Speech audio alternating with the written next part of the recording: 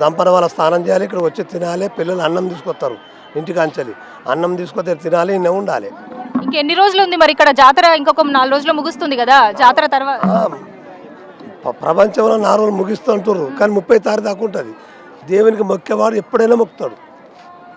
మునుపడేమో 6 రోజులు ఉండేది, ఒక 30 సంవత్సరాల కింద 6 రోజులు వారమవుడు ఎక్కడక్కడ పులి ఉన్నది అది ఉన్నదని భయపడిపోయేది. ఇప్పుడు అట్లా లేదు, ప్రతి రోజు వస్తున్నారు. ఇప్పటికి 2 నెలల టైం అయింది, ఇంకో 30 రోజులు ఉంటుంది, 90 రోజులు వస్తుంది ఇప్పుడు. అయితే ఇప్పుడు మీరు అన్నారు కదా పులులు అవి ఉండే భయపడేదని, సో అప్పుడు ఎట్లుండే జాతర, ఇప్పుడు ఎట్లున్నది? అప్పుడే మంచిగా ఉండేది, కానీ ఒక తొవ్వలు మంచిగా లేకపోయేది. రోడ్లు తొవ్వలు బస్ సౌకర్యం ఆటో సౌకర్యం లేదు, కాల్బాట ఎడ్ల బండి మీద వచ్చేది, వాగవతల దిగేది, భక్తులు వచ్చి మొక్కిపోయేది. ఇప్పుడు ప్రతి రోడ్డు మంచిగా అయింది, భక్తులు వస్తున్నారు. ఇదివరకు కేసీఆర్ వచ్చేసంత అయితే బాగుంది. ఇప్పుడు చంద్రబాబు నాయుడు వచ్చి దీన్ని పట్టించుకున్నాడు, అంతమందికి ఎవరు పట్టించుకోలే. ఇప్పుడు ఎట్లున్నాయి మరి? ప్రభుత్వం మారింది, ఇప్పుడు ఎట్లున్నాయి? ఈ జాతరకి ఏర్పాటు ఎట్లున్నాయి? జాతరగా ఇప్పుడే మొదలవుతున్నాయి. 100కు 90% బాగానే ఉంది, ఒక 10% నడుస్తున్నాయి పనులు. ఏది సీతకు వచ్చి పని మొదలు పెట్టింది, ఆమె వచ్చి 60 రోజులు దాటింది కదా, పనులు నడుస్తున్నాయి, ఇంకా చేస్తుంది. కాలుగు పట్టినటువంటి చేస్తా అని మాట ఇచ్చింది, చేస్తుంది. అయితే ఎంతమందికి చెప్తుంటారు? రోజు చాలా మంది భక్తులు వస్తారు కదా, ఎంతమందికి జాతకాలు చెప్తుంటారు? చెప్తుంటే రోజుకు 1000 మంది కావచ్చు, 500 మంది కావచ్చు, 100 మంది కావచ్చు, 10 మంది కావచ్చు, భక్తుల బట్టి చెప్తాం. వాళ్ళు వస్తాయని చెప్తూనే ఉంటాం. ఒక మూలిక అడుగుతారు, ఇస్తాం.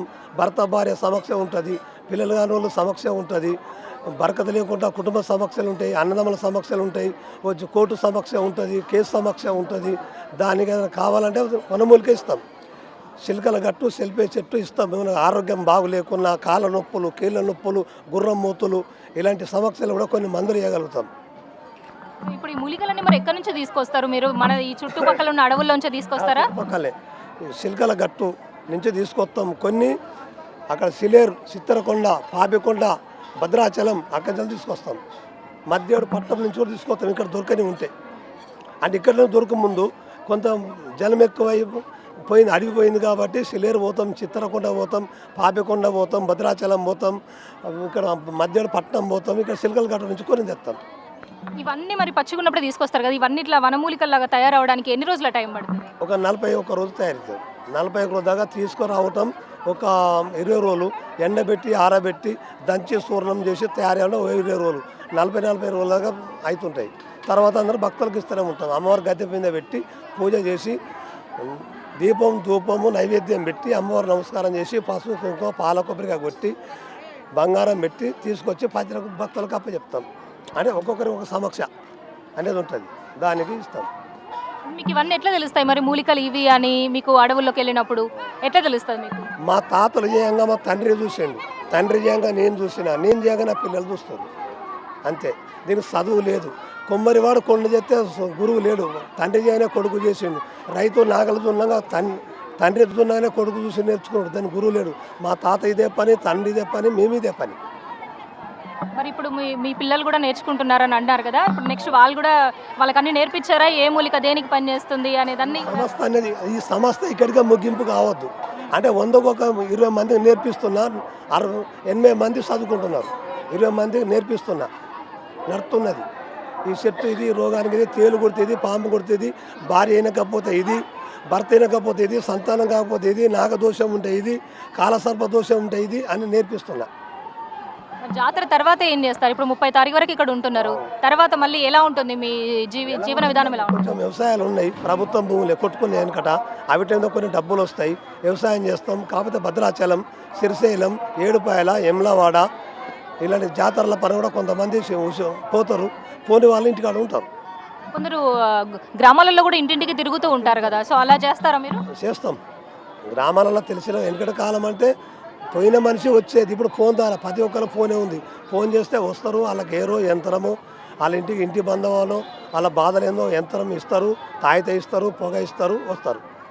ఇవన్నీ మూలికలు తయారు చేసే ముందు అమ్మవారికి ఏమైనా పూజలు ఇట్లా ఉంటాయా? మేడం, అమ్మవారి మనం తెచ్చే ముందు తెచ్చేటప్పుడే అక్కడ పసుపు వేసి పాల కొబ్బరిగా కొట్టి ఆ చెట్టు తీసుకొస్తాం.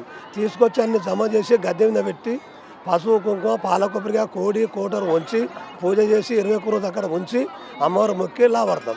లావట్టి ప్రజలకు ఇస్తుంటాం భక్తులు. మీ ఇంట్లో మీ భార్యకి పిల్లలకి తనకి కూడా తెలుస్తుందా అన్ని ఏ మూలిక ఏంటి అనేది? భార్య కూడా 100 తెలియకున్నా భర్త చేయంగా ఒక 20 తెలుస్తాయి.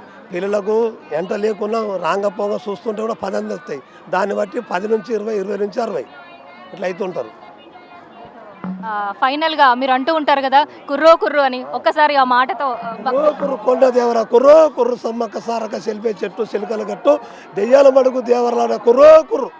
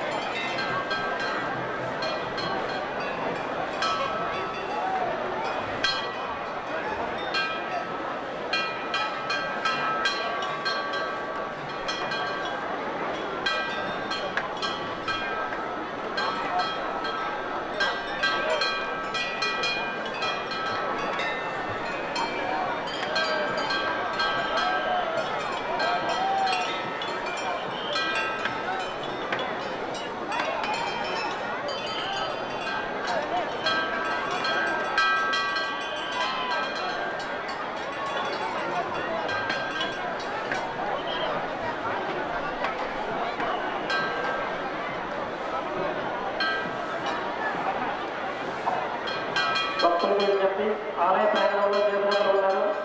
మీ విలువైన వస్తువులు, బంగారు ఆభరణాలు, అలాగే మనీ పర్సులు కూడా మీరే భద్రపరచుకోవాలి. చాలా మంది వస్తువులు పోతున్నాయి.